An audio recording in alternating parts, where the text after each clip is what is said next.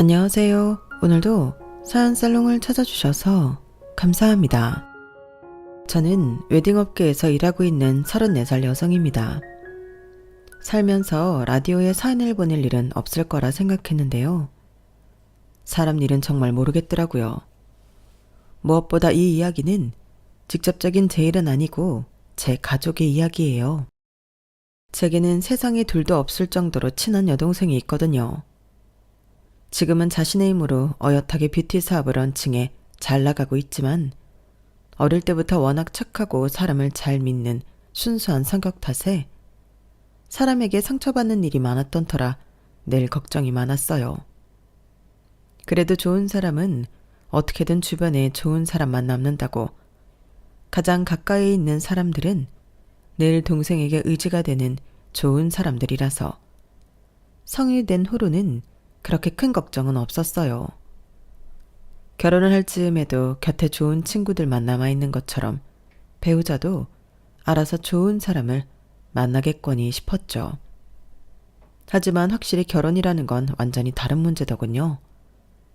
사업을 시작하면서 밑바닥부터 차근차근 올라오며 별의별 산전수전을 다 겪었던 동생도 이제는 사람 보는 눈이 생긴 것 같다고 자부했지만 인생이란 건 결코 만만치 않더라고요.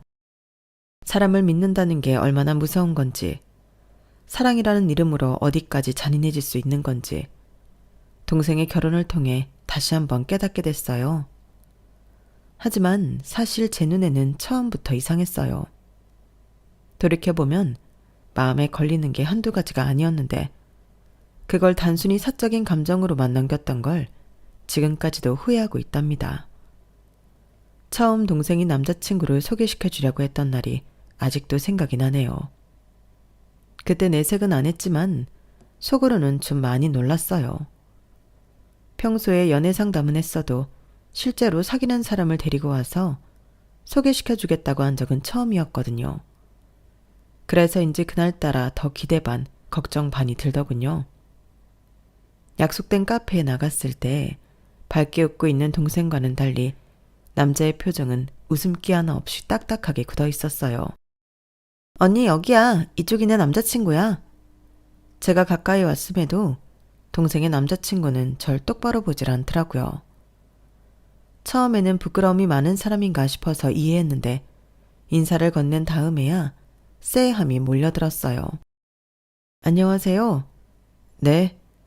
제 인사를 단답으로 끊어버리는 태도에 살짝 당황스러웠어요.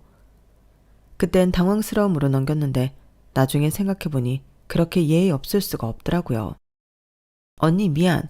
오빠가 좀 낯을 많이 가려서 그래. 살짝 굳은 제 얼굴을 본 동생이 중재에 나섰지만 그 뒤로도 남자의 행동은 마음에 안 들기 짝이 없었어요. 팔은 안으로 굽으니까 처음부터 100% 마음에 들 거라고 생각하고 만난 건 아니었어요. 제 마음에 차지 않아도 동생이 좋다고 하는 남자고 처음으로 소개시켜주는 자리니 최대한 열린 마음으로 보려고 노력했었죠. 하지만 그런 노력에도 불구하고 대화 중에 자꾸 시계를 보거나 말을 시켜놓고는 본인은 핸드폰을 하고 먼 곳을 바라보는 등 기본적인 대화 매너도 없는 사람이었어요. 정신을 어디다 쏙 빼놓은 사람처럼 구는데 저는 그렇다 치고 제 동생에게도 별 관심이 없는 듯한 태도가 마음에 걸리더라고요. 그런 태도를 취하고 있다 보니 이름, 직업, 나이, 기본적인 것도 묻기가 어렵더군요. 말수가 적은 조용한 성격이라고 생각할 수도 있었지만 이상하게 자꾸 침묵으로 넘어가려는 것처럼 느껴졌어요. 이렇게 만난 것도 기념적인데 기념으로 셋이서 같이 한번 사진 찍자. 동생은 제가 자신이 좋아하는 남자를 만난 것만으로도 신이 났는지 카메라를 들이댔지만 남자는 인상을 팍 찡그리며 카메라를 피하더라고요. 사진 찍는 거 별로 안 좋아하는 거 알잖아. 오늘 처음 만났는데 같이 사진 찍을 사이도 아니고. 아 그래? 오늘 처음 봤는데 사진은 좀 불편할 수 있겠다. 어색함에 대충 웃음으로 수습했지만 그날 밤 동생은 신경이 쓰였는지 제게 전화가 와서 사과를 했어요. 언니, 오빠 진짜 착하고 좋은 사람인데 낯을 좀 심하게 가리긴 하지. 어색해서 그렇지 친해지면 괜찮을 거야. 알면 알수록 괜찮은 사람이야. 그래, 네가 어련히 알아서 괜찮은 사람 택했을 거라고 믿어. 솔직히 하고 싶은 말은 천지였지만 입을 열었다간 동생이 상처를 받을까봐 그날은 그 정도로 넘어갔어요. 그 이후로는 한동안 그 남자에 대해서는 잊고 지냈어요. 사실은 동생인 그 남자와 그렇게 오래가지 못할 거라고 생각했기 때문에 별로 신경을 쓰지 않았던 것 같아요. 그런데 어느 날 동생이 다시 전화가 와서는 그러더라고요. 언니, 이번 주말에 혹시 형부랑 같이 시간 돼? 괜찮을 것 같은데 왜? 아, 저번에 내 남자친구 있잖아. 형부도 같이 해서 만나면 어떨까 하고. 지난번에 오빠가 언니한테 실수를 많이 한 것 같아서. 같은 남자인 형부가 있으면 좀 더 낫지 않을까 싶어서. 그날 일은 신경 쓰지 말라니까. 난 괜찮았어. 그래도 혹시나 오해할까봐. 친해지면 괜찮으니까 자주 만나서 친해졌으면 해서. 알겠어. 그럼 시간이랑 장소 정해서 말해줘. 별로 내키진 않았지만 동생의 설득에 결국 넷이서 만나는 약속이 잡혔어요. 그리고 당일이 되었죠. 약속 장소에 있는 저와 남편이 먼저 도착했어요. 우리가 먼저 왔나 보네. 좀 기다리지 뭐. 처음엔 남편도 대수롭지 않게 여겼어요. 저 역시도 마찬가지였고요. 약속 시간에서 10분 정도 늦은 시각에 동생이 도착을 했어요. 언니, 형부 미안해. 늦었지? 차가 막히는 바람에. 괜찮아. 근데 남자친구는? 두 사람 같이 오는 줄 알았는데 더 늦대? 아, 응. 오빠는 차가 더 막히나 봐. 좀 더 있어야 될 것 같아. 우리 먼저 시켜서 먹고 있을래? 뭐 먹을까? 오늘 오빠가 밥 산댔으니까 맛있는 걸로 시키자. 아유, 내가 어떻게 얻어먹나. 내가 살 테니까 처제 좋아하는 걸로 시켜봐. 아니에요, 형부. 오늘은 꼭 오빠가 사겠다고 했어요. 맛있는 거 드시죠. 동생을 넋을 놓은 것처럼 횡설수설하면서 메뉴판을 빠르게 뒤지더라고요. 둘 다 지각을 해서 미안한 마음에 그런 줄 알았는데 알고 보니 그게 아니었어요. 주문한 음식들이 나오고 나서도 동생의 남자친구는 도착하지 않았어요. 저와 남편은 어떻게 해야 할지 몰라 우선 수저를 들지 않고 있었죠. 남자친구분은 어디까지 오셨나? 기다렸다 먹을 수 있으면 기다렸다 같이 먹는 게 좋을 것 같은데. 잠시만요. 제가 전화 한 번 더 해볼게요. 동생은 굳이 나가서 전화를 하더라고요. 뭔가 분위기가 좋지 않을 것 같아 남편과 눈치만 보다가 잠깐 화장실을 가기 위해 저도 밖으로 나왔을 때였어요. 밖에서 동생이 통화하는 소리가 들리더라고요. 오빠, 왜 이렇게 전화를 안 받아? 어디야? 오늘 약속인 거 설마 까먹은 건 아니지? 지금 음식 다 주문해서 다 나왔어. 뭐? 뭐라고? 아니, 어떻게 그럴 수가 있어? 동생이 울분 섞인 한숨을 내쉬는 걸 보고 뭔가 상황이 심각하게 돌아가고 있다는 걸 깨달았어요. 그래서 얼른 자리를 떴다가 다시 돌아왔죠. 다시 돌아오니 동생이 남편과 마주보고 앉아 고개를 푹 숙이고 있더군요. 언니, 오빠가 오늘은 못 올 것 같대. 진짜 미안해서 어떡하지? 너무너무 미안해. 뭐라고? 못 올 것 같다고? 약속 시간 한참 남았는데 그걸 이제서야 얘기해. 그게 어머님이 갑자기 아파서 병원 좀 다녀왔다나 봐. 부모님 아픈 문제라 뭐라 할 수도 없고. 정말 미안해. 오늘 밥은 내가 대신 살게. 아니야, 됐어. 그럴 필요 없어. 근데 어머님은 어쩌다가? 위급한 거야? 지금은 괜찮으신 거야? 자세한 건 나도 모르겠어. 동생이 침울한 표정에 더 자세히 물어보기가 힘들더라고요. 그날 밥은 저희 남편이 샀고 미안해하는 동생을 겨우 달래서 집으로 보내고 돌아왔어요. 이게 무슨 일인가 싶어 어안이 벙벙해 있는데 남편이 말하더군요. 근데 처제 남자친구 말이야. 뭔가 이상하지 않아? 아깐 분명히 차가 막힌다고 하지 않았어? 근데 갑자기 어머님 병원에 가서 연락이 두절이 됐다고? 그러게. 아까는 동생이 그냥 연락 안 되니까 난처해서 둘러댄 것 같기도 해. 그럼 병원에 간 건 맞는 거야? 잘 모르겠어. 아까 동생이 통화하는 걸 들었는데 어떻게 그럴 수 있냐고 화를 내더라고. 어머님이 병원에 간 거였으면 그렇게 화를 내진 않지 않았을까? 일방적으로 파토당하니까 기분이 좀 그렇기는 하네. 그 사람 어떤 사람인지 잘 지켜봐야겠다. 그래도 뭔가 사정이 있었겠지. 기분이 찜찜하긴 했지만 동생이 이상한 남자를 만나고 있을 거란 생각은 별로 하고 싶지 않았어요. 동생은 어릴 때부터 인간관계에 상처를 많이 입고 손해를 보고 자라와서 성인이 된 이후부터는 똑부러지게 연애해 왔거든요. 게다가 저나 저희 남편과 만나는 약속 사건을 제외하면 동생은 그 남자를 만나면서 꽤 행복해 보였어요. 늘 그 남자친구 이야기를 했고 연애를 시작하면서 들떠 보였거든요. 이전에 했던 연애 모습과는 완전히 달라 보였어요.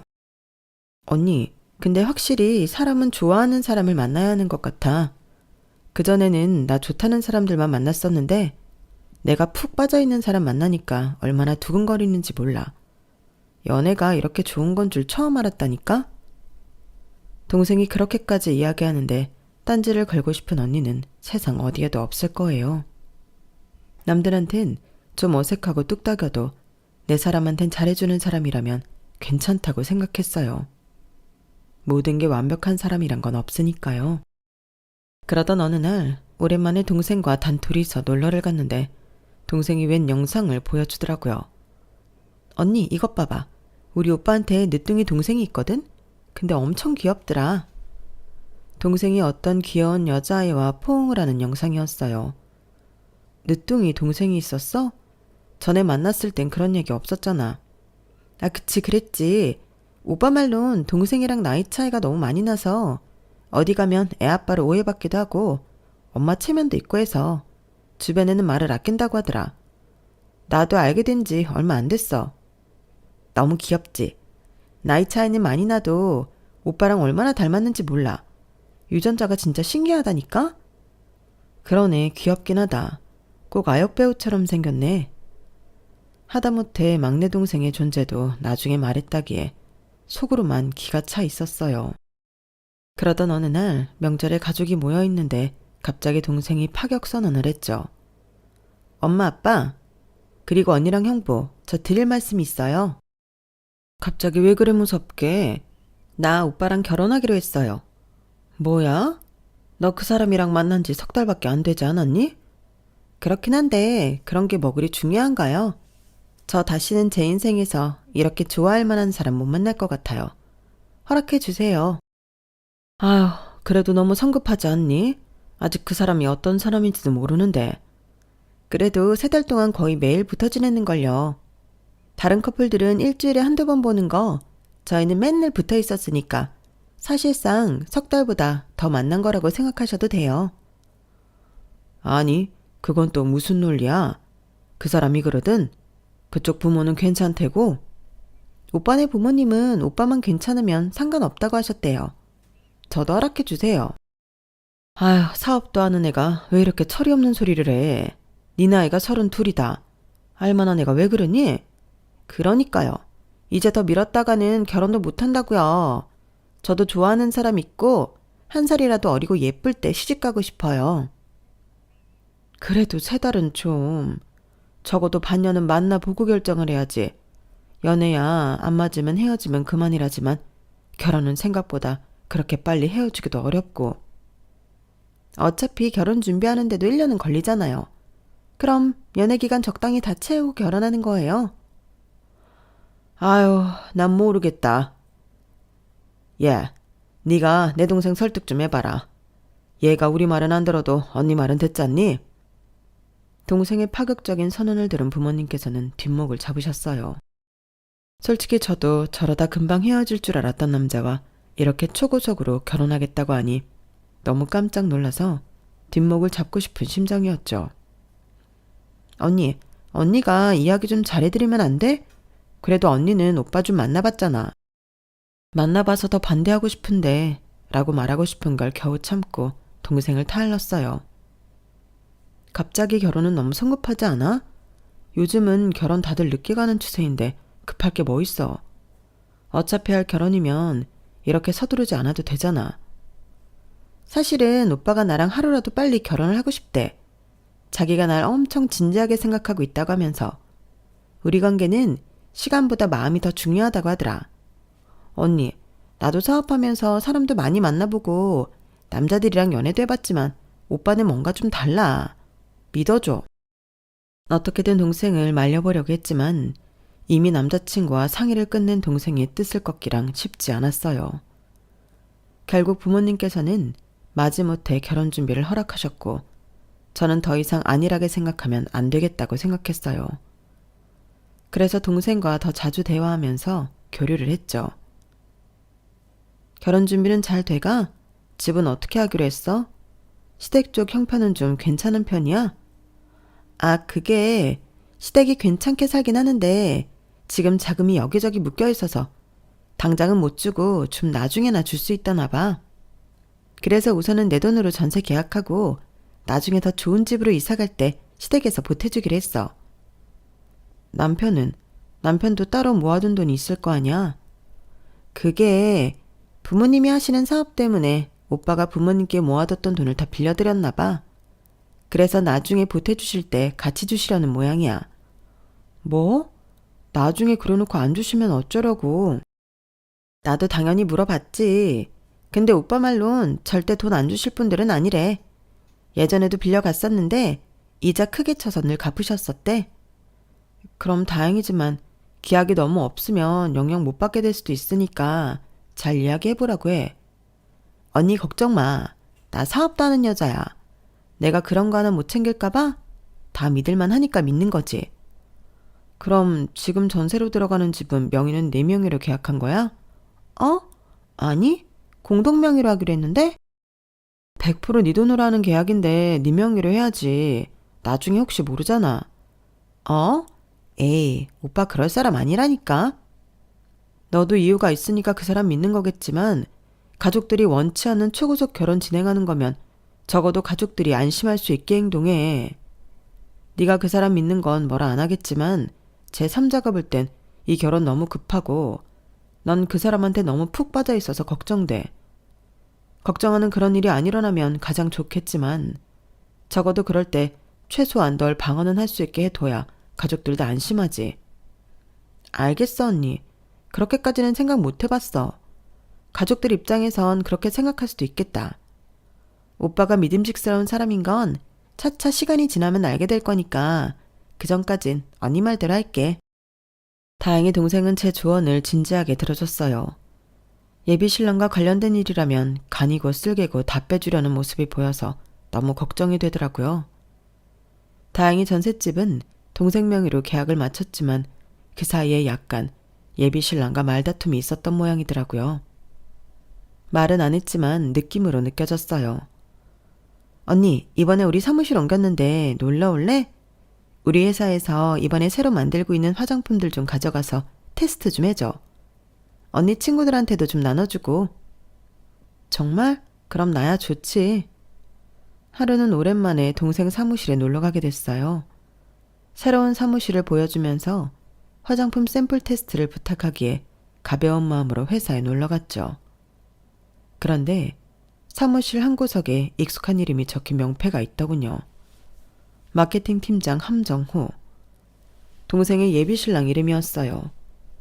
절대로 흔하지 않는 성과 이름이었기에 바로 그 사람인 걸 알 수 있었죠.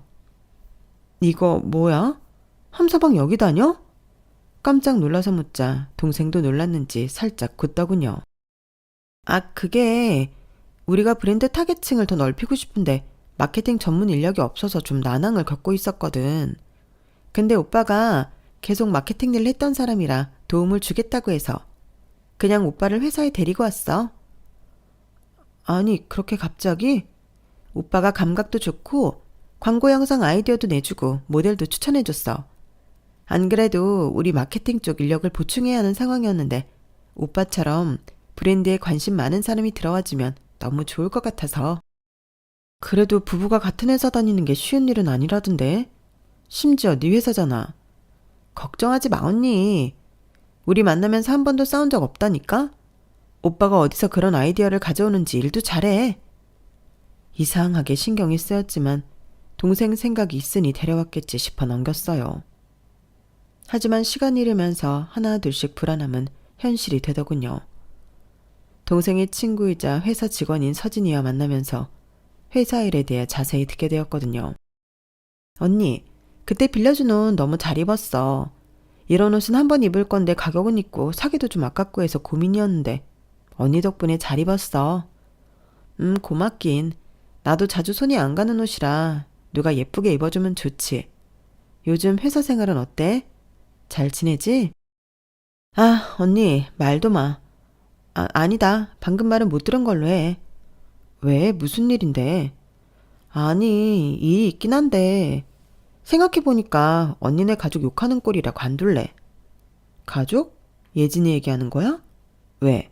예진이가 상사라고 갑질이라도 해? 처음엔 가벼운 하소연 정도일 줄 알고 농담을 했는데 서진이의 얼굴이 점점 어두워졌어요. 아니, 예진이 말고 정우씨. 예진이 남편 될 사람 말이야.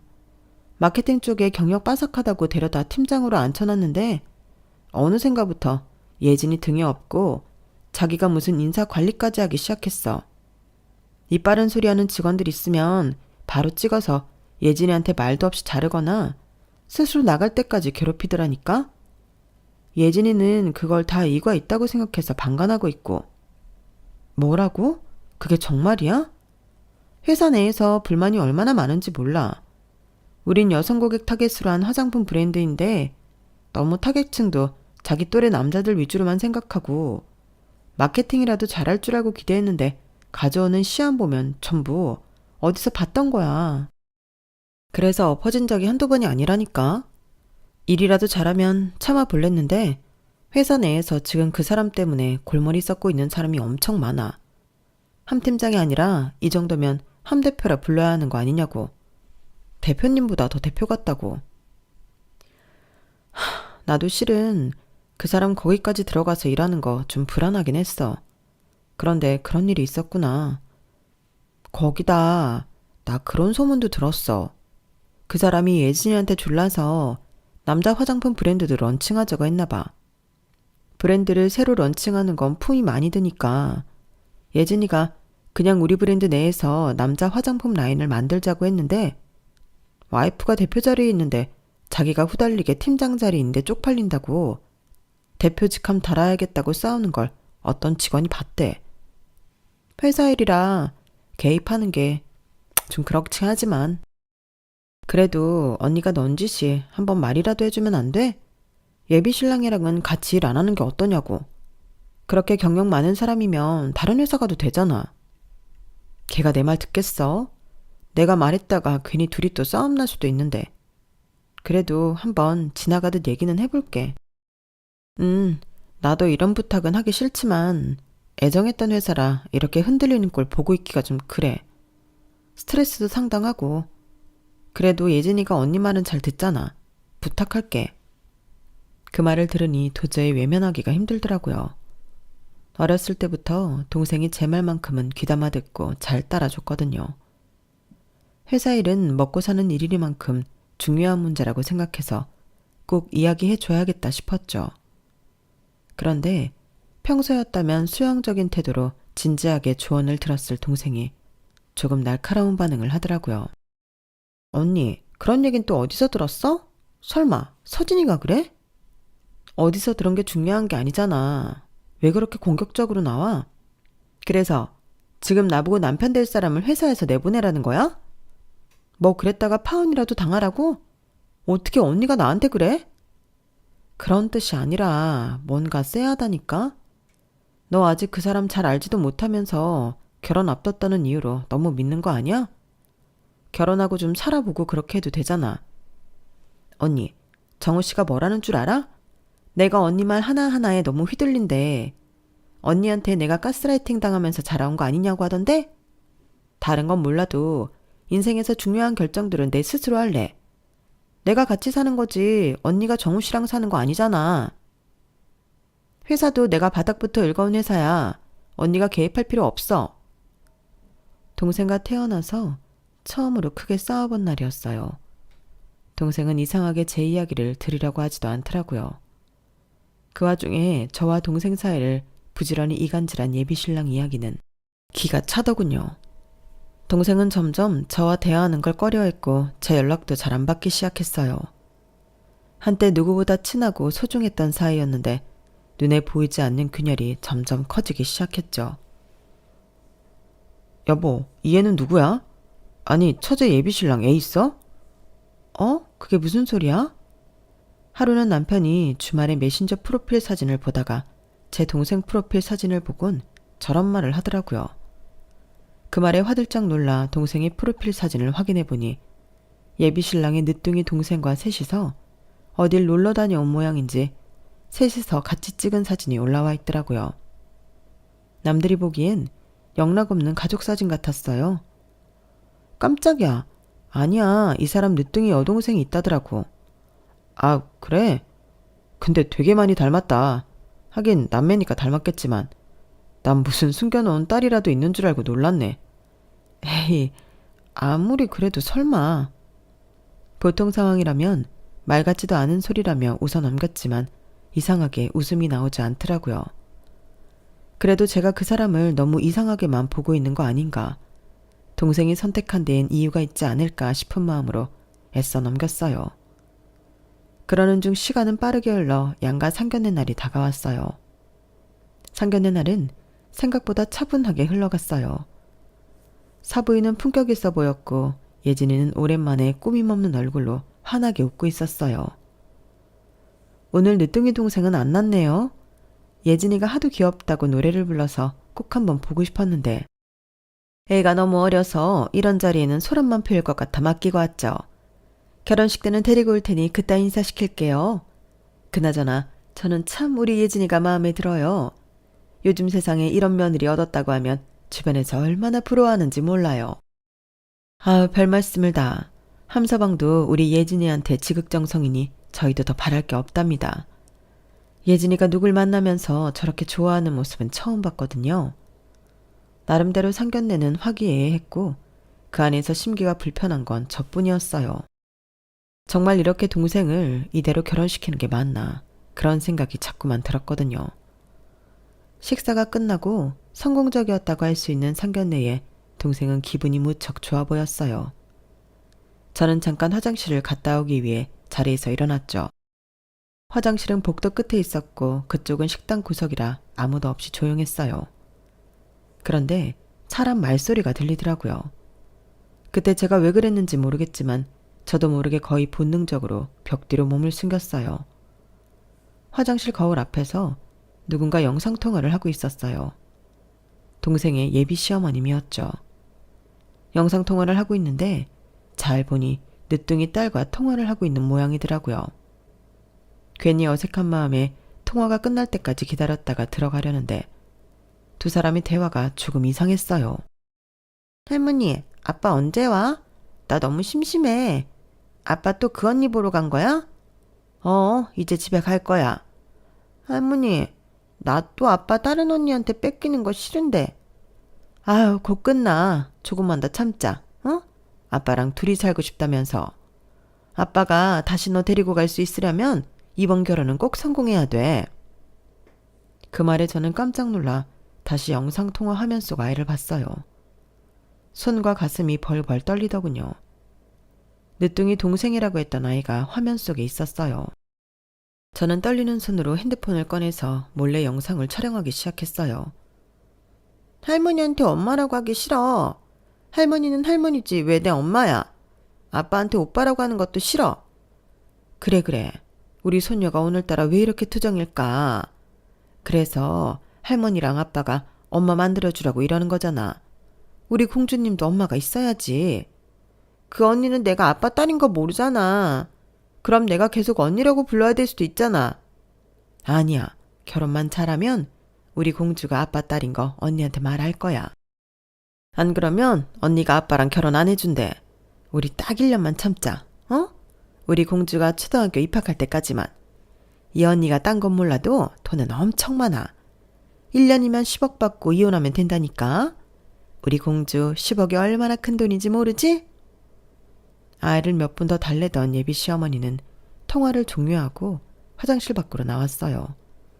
그리고는 저와 눈이 마주쳤죠. 1초 정도. 저희는 서로 말없이 바라만 봤어요. 저는 촬영했던 영상을 남편에게 전송한 뒤 버튼을 눌러 영상 속 음성을 재생했어요. 늦둥이 딸이라던 애가 손녀였나요? 결혼 서두를 때부터 이상하다고 생각하긴 했는데 하다하다 딸을 숨기고 있을 줄은 상상도 못했네요. 예진이도 아나요? 당연히 모르겠죠? 사부인은 무언가 변명하려고 했지만 얼굴은 창백해졌고 입술은 제대로 열리지 않은 것 같았어요. 저기 그게 아니라 사람을 속이려도 어떻게 이렇게까지 속여요? 이렇게 속여서 결혼한다 한들 그의 정체가 밝혀지는 순간 이건 사기 결혼이란 걸 왜 몰라요? 잘 됐네요. 전 처음부터 이 결혼 얻고 싶었거든요. 잠깐만, 오해가 있는데 내 나이가 너무 많다 보니 엄마라고 하기 민망해서 애한테 할머니라고 거짓말 친 거야. 그걸 오해한 거야. 그런 거였으면 이야기가 바로 나왔어야죠. 그리고 그게 말이나 된다고 생각하세요? 뒤에서 애걸복걸 매달리는 사부인을 뿌리치고 전 바로 저희 가족에게 달려갔어요. 언니, 왜 이렇게 오래 걸려? 예진아, 너 이 결혼 엎어야겠다. 뭐? 또 왜 그래 언니? 진짜 왜 이렇게 내 결혼을 못마땅해 하는 건데? 그래, 너 지금 상견례 자리에서 뭐 하는 건 이미지나. 이런 얘기는 집에 가서 조용히 해도 되잖니. 엄마 아빠, 제가 뭘 좀 찍어왔는데요. 바로 이 자리에서 아셔야 할 것 같아서요. 모든 사람이 지켜보는 가운데 시어머니의 영상이 재생됐어요. 예진이는 믿기지 않는 듯 핸드폰을 빼앗아 시어머니의 영상통화 화면 속에 담긴 아이의 얼굴까지 확대해서 확인해 보더라고요. 하지만 누가 봐도 그 아이는 영락없이 동생의 프로필 사진 속 늦둥이 동생을 가장한 함정우 씨의 딸이었어요. 그걸 본 동생은 물론이고 엄마 아빠까지 얼굴이 붉어질 정도로 화가 나셨죠. 이게 사실이에요? 지금 우릴 속이고 이렇게 결혼하려고 했다고? 함서방, 자네가 말해보게. 진짜 딸이 있나? 드릴 말씀이 없습니다. 뭐? 뭐 이렇게 뻔뻔한 자식이 다 있어? 자네 이런 사람이었나? 이렇게 중요한 걸 처음부터 숨기는 사람을 어떻게 믿고 내 딸을 맡겨? 이거 완전히 사기 결혼 아니야? 아버지는 분에 못 이겨 예비 신랑에게 달려들어 했고 저와 남편이 겨우 합세에 막았어요. 이 결혼은 없던 걸로 해. 그리고 너, 내 딸 회사에서 당장 나가. 웬 미친놈의 집구석을 집안 식구로 들일 뻔했네. 퇴! 오빠가 어떻게 나한테 이럴 수 있어?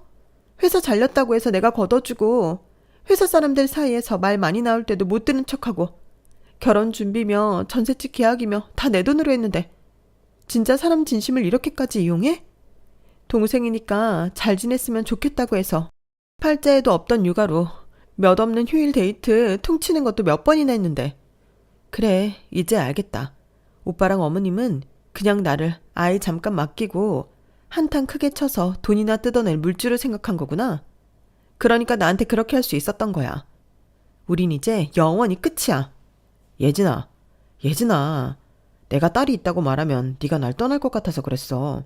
결혼도 반대할 거고. 결혼하면 다 사실대로 얘기하려고 했어. 정말이야. 나도 없으면 안 되는 거 알잖아. 어? 그래, 나 없으면 당연히 안 되겠지. 집도 직장도 다 내가 해줬으니. 근데 네가 나 만나는 동안 진심을 다했으면 나도 이러지 않아. 왜 그렇게 주변 사람들이 너랑 만나는 걸 반대했는지 이제서야 알겠다. 너랑 네 딸 한 번만 더 내 앞에 나타나면 가만두지 않을 거니까 앞으로 처신 똑바로 하고 살아. 그렇게 동생의 결혼은 파탄이 났어요. 동생은 친정집으로 와 한참을 자기 방에서 나오지 않고 눈물만 흘리더라고요. 세상에, 네가 그때 화장실에 안 갔으면 어찌 될 뻔했니? 정말 큰일 날 뻔했다. 부모님께서도 그렇고 그날 일은 저희 가족에게 너무 큰 충격과 상처가 됐어요. 동생은 이틀 정도 회사에 연차를 낸 후 마음을 추스리고 복귀하자마자 남편을 잘랐어요. 그리고 전셋집에서도 남편 짐을 다 싸서 시어머니 주소로 보내버리고 비밀번호도 바꿔버렸죠. 전셋집 계약을 본인 명의로 해둬서 다행이었어요. 언니, 그때 언니 말 듣길 잘했다. 이 집을 공동명의로 해놨으면 꽤나 골치 아파질 뻔했어. 나 그때 그 사람 말을 왜 그렇게 믿었을까? 생각해보니까 그때 이 문제로도 엄청 싸웠거든. 자기랑 결혼할 건데 왜 언니 말 듣고 그렇게 결정하냐면서. 언니가 내 인생을 너무 휘두르니까 멀리하라나? 근데 나한테 이러려고 언니를 멀리하라고 했구나. 언니가 자꾸 내 위험 요소를 줄여주니까. 진짜 다시 생각해도 기가 막히다. 됐어. 큰 액땜했다고 생각하고 그 인간은 잊어. 네 조건에 너처럼 착한 사람이면 꼭 다시 좋은 사람을 만나게 되어 있어. 이번에야 감쪽같이 속았다지만 사람은 끼리끼리 만나게 되고 결국 자기 짝은 있는 법이거든. 언니 고마워. 내가 언니한테 그렇게 상처 주는 말을 했는데도 괘씸하지 않아? 그땐 좀 당황스럽긴 했지만 처음부터 그 사람이 이상하다고 생각하고 있었어서 괜찮았어. 나한테 미안해할 필요 없어. 아, 이 인간한테 제대로 복수하고 싶은데 진짜 어떡하지? 회사에서 내쫓고 집에서 내쫓은 것만으로는 분이 안 풀려. 그럼 우리도 방법을 찾아보자. 기다려보면 복수하기 적당한 때가 반드시 올 거야. 동생의 상처는 시간이 갈수록 조금씩 아물어갔고 그때 악몽은 잊고 가족 모두 원래의 생활을 찾아가기 시작했어요. 그때 친하게 지내던 웨딩 플래너에게서 연락이 왔어요. 언니, 잘 지내시죠? 오랜만이에요. 어머, 웬일이야? 잘 지내지? 아니, 언니 작년에 동생 결혼 문제로 뒤집어졌다고 했잖아요. 근데 그 사람 이름이 함정우 맞죠? 이름이 특이해서 아직도 기억하고 있었거든요. 맞아. 근데 그건 왜? 아니, 제가 지금 사진 보내볼 테니까 그 사람 만나 한번 보세요.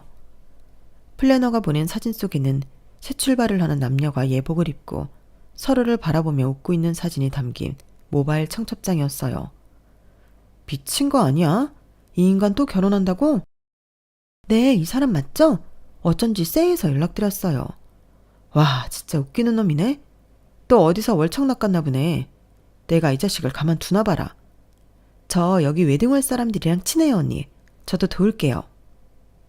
저는 친한 동생의 도움을 받아 예진이와 함께 복수 계획을 짰어요.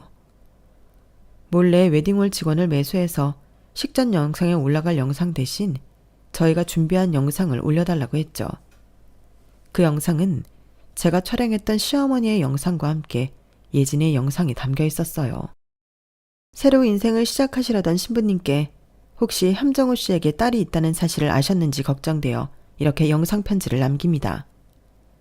진지한 인사말과 함께 시작한 그 영상에는 예진이가 직접 겪은 일들과 결혼이 어떻게 파탄났는지가 담겨 있었어요. 예진이는 그 무렵부터 뷰티 사업이 성행해 얼굴까지 알려진 CEO였기에 얼굴을 밝히고 피해 사실을 알리는 게 더 효과적일 거라는 판단이었죠. 혹시 모를 사고를 방지하기 위해 직접 가지는 않고 영상만 보냈고 웨딩홀 직원에게 받은 후기 영상은 참담하더라고요. 당신 미쳤어? 화가 난 신부가 부케를 그 남자에게 집어던졌고 웨딩드레스 자락을 움켜쥔 신부가 화난 걸음으로 버진로드를 되돌아 나갔어요. 부케를 집어들고 어쩔 줄 몰라하며 신부를 쫓는 함정우의 모습과 뻔뻔하게도 곱게 한복을 차려입고 있던 전 시어머니가 뒷목을 잡으며 쓰러지는 모습까지 아주 생생한 현장이더라고요. 동생의 이름이 알려진 덕분에 이 일은 기사까지 실리게 되었고 인터넷에 신상까지 알려지게 됐어요. 당시에는 정말 동생과 저희 가족의 일에 큰일이었지만 이제는 사적인 자리에서 가끔 결혼 관련 질문을 받을 때마다 동생은 농담으로 웃어넘기는 여유가 생겼답니다. 이제 그런 남자는 눈만 봐도 딱 알겠다니까요. 당한 게 하도 많아서요. 그리고 제가 못 알아보더라도 우리 언니가 아주 사람 보는 눈이 기가 막히거든요. 덕분에 다음 사람은 좋은 사람 만날 것 같아요. 제 이야기는 여기까지입니다. 제 동생 앞으로 인생 잘 헤쳐나가길 바라며 들어주셔서 고맙습니다. 건강하시고 복 받으세요. 여러분, 사연 댓글에 응원과 현명한 조언 부탁드려요. 좋아요와 구독은 저에게 큰 힘이 됩니다. 오늘도 좋은 일 가득하세요.